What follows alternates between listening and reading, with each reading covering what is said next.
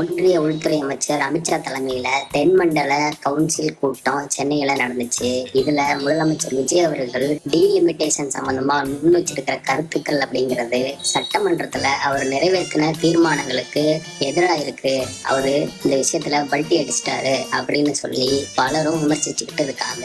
இதுக்கிடையில இந்த கூட்டத்துல பேசின கர்நாடக முதலமைச்சர் டி கே சிவகுமார் அவர்கள் மேகதாது அணை கட்டணும் அப்படின்னு நாங்க சொல்றது கர்நாடகாவுக்காக மட்டும் அல்ல, தமிழ்நாட்டுக்கும் இதுல பயன் இருக்கு அப்படின்னு பேசியிருக்காரு.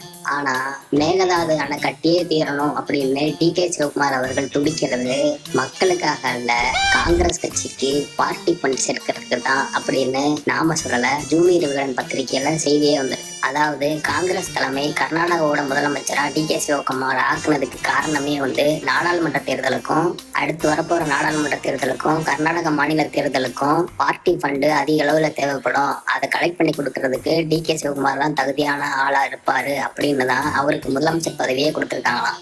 அதோட பல்லாயிரம் கோடி மதிப்புல மேகதாது அணையை கட்டும் போது அதுல அவருக்கு பெரிய கமிஷன் வரும், அதை பார்ட்டி ஃபண்டா மாத்துவாரு அப்படிங்கிற ரீதியில அந்த கட்டுரையில குறிப்பிட்டிருக்காங்க.